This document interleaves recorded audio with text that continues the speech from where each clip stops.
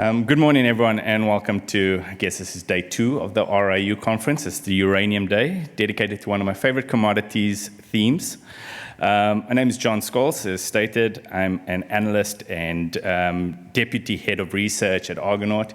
We are a local but global investment bank. So at Argonaut, we've been covering uranium for a while. Started covering NextGen as the first cab off the rank. However, we've bulked out that coverage quite recently. We've now up to 8 uranium stocks, ranging from producers in Kazatomprom, Paladin, Boss Energy. We also have near-term producers as Lotus, who's just produced first yellowcake there. And we have potential near-term developers in Aura, Bannerman, and Deep Yellow, and always looking for that next stock to cover in our space. As a research team, we cover a total of 86 stocks. This is up from 33 only 2 years ago, so really bulked out the coverage. And in that same time, lifting the market cap under coverage almost 10x. Welcome to come see us in our booth afterwards, discuss our offerings, the coverage, product ranges, and we can also show you our best undeveloped projects book, which has a few uranium names in as well. Today, I have the privilege of being the keynote speaker and being able to speak to you on my favorite topic, which is uranium. But maybe I'll take you back to when this journey started for me in 2021. When I was first looking in earnest at the sector, got given it to me by my head of research at the time, said, this is interesting, have a look. I came in with no preconceptions, but I did what most analysts would do, or I think they should do, and look at supply and demand. Analyst 101. The picture that it painted was compelling. The market is in undersupply, and it's been like that for an extended period of time, and one that has a pretty transparent outlook for demand. It's something that didn't stack up with that gap holding, but let me show you the chart that started this journey and the one that got me excited. So we look at that. For a while, primary uranium supply sitting under demand. This always gets me excited as an analyst, and we always go, there has to be an equilibrium point, something that levels out supply and demand. And remember, in 2021, at this point, uranium prices were about $30 a pound. So I couldn't make sense of it. I kept thinking, how can it only be $30 a pound when we sit in an undersupplied market? Can't last. Price needs to lift to incentivize this sort of supply. Wrote a sector piece. I thought, okay, let's look at it. Where's pricing going to go? Spoke to a few of the guys in the industry, and everyone had this consensus of about $60 to $65 a pound. That was incentive pricing. That's where we put our pricing up to, and we thought, nice. Double in pricing, uranium equities will rally through the back of this. Then I went to market this note. I went over to the eastern states and spoke to a few buy-side clients there, and quickly brought me back to reality. Many were saying, and I'll quote, nothing you're really saying is new. I got the same pitch 3 years ago, 5 years ago, 10 years ago. What's changed? What's different now? And I was stumped. I thought, I have no idea. What is different today than was different 3 years ago, 5 years ago? Market was in a supply deficit all through this period. Lucky for me, during this period, new players came into the market, Sprott being the biggest of them, changed the game, rallied the market, broke the carry trade, real price discovery occurred in the uranium market, and price spiked. We went up to, $100 a pound. Was really good, and I took that as a win. I said I was spot on the money in time. It's all me. But I kept looking at this thesis and kept thinking, okay, let's keep it relatively simple. So today I'll take you back to that thesis we spoke about at that time, do a 101, and see if that thematic still holds true today as it did back then. So if we start on demand, I'll show you some figures, charts, themes, all that you've seen many times over. It's nothing groundbreaking, but something I find interesting. And as I previously stated, demand is pretty transparent for nuclear. Around 440 operable reactors globally, all requiring fuel, generate about 400 gigawatts of energy, and account for around 9% of global electricity generation. This depends on the source.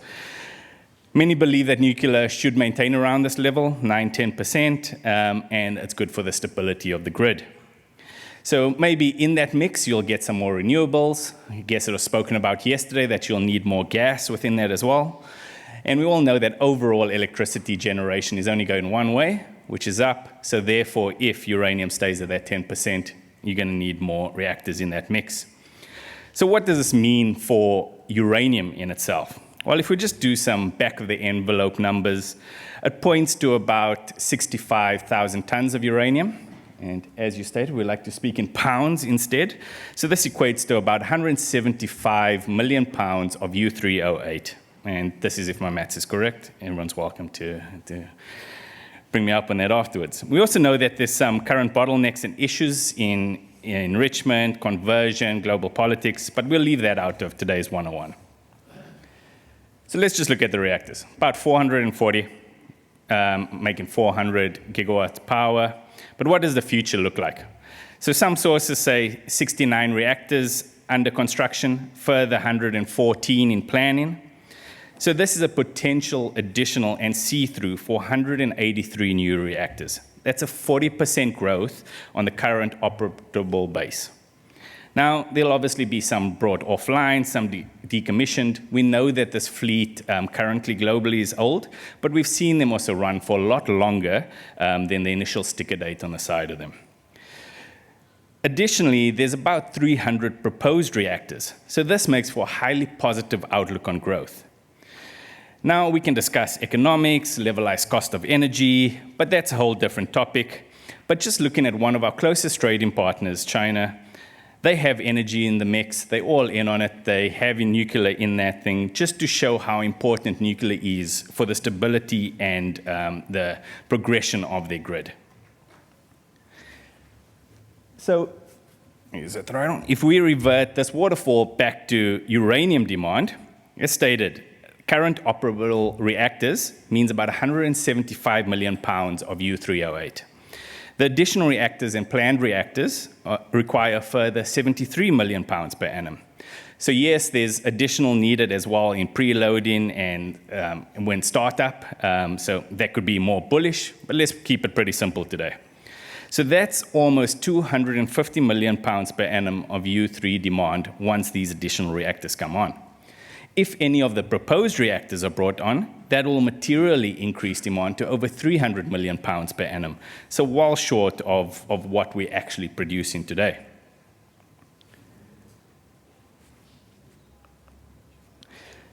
So this doesn't happen overnight.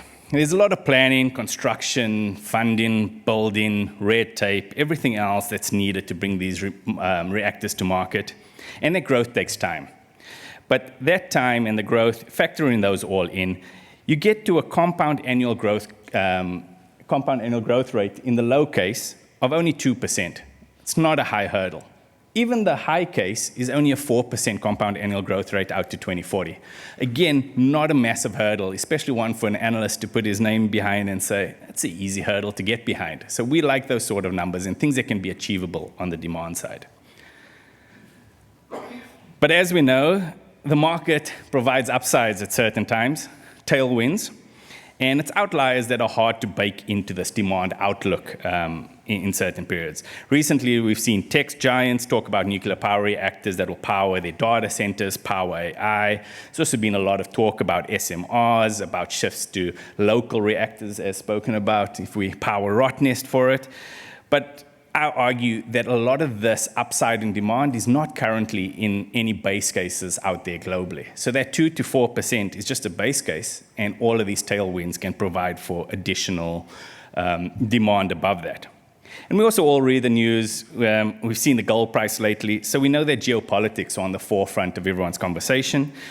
And nuclear in that mix, we reckon will be a big part of it just because supply security is that big a factor.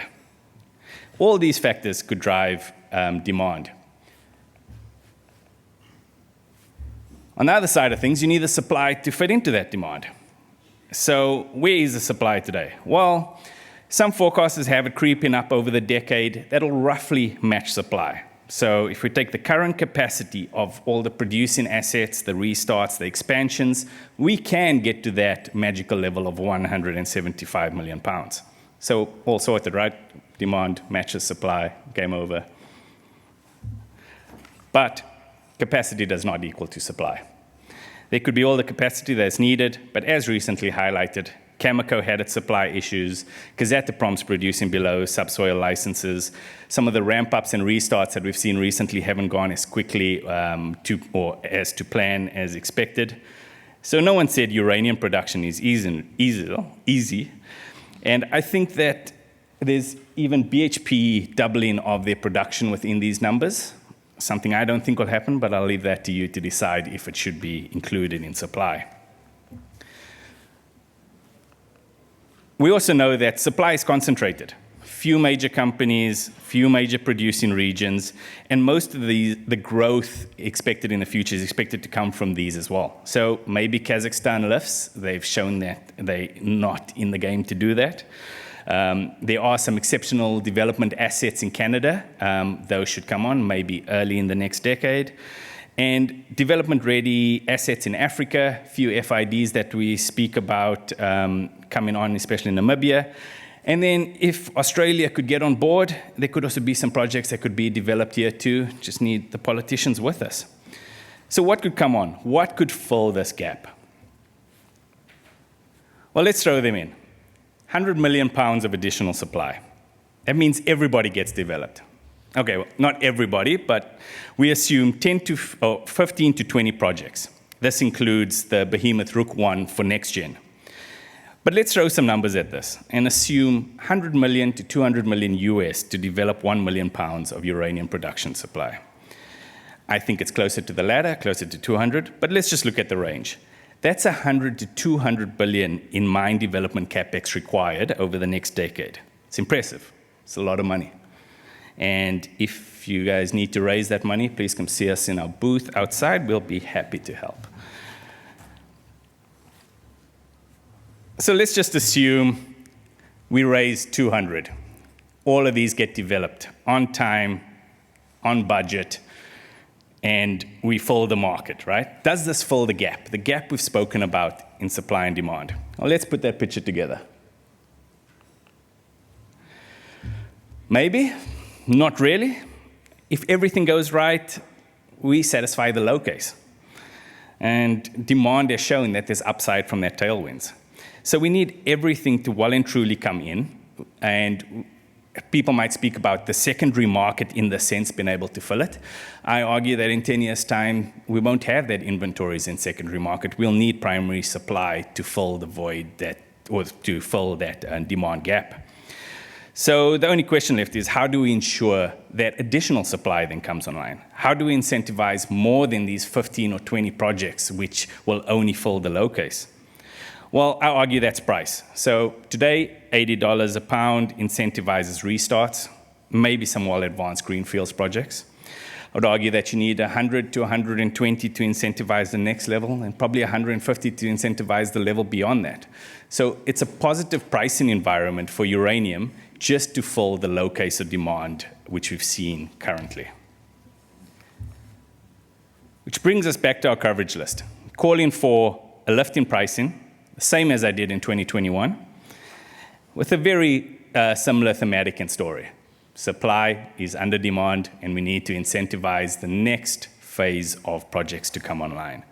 To play this thematic, I would once again point at our coverage list.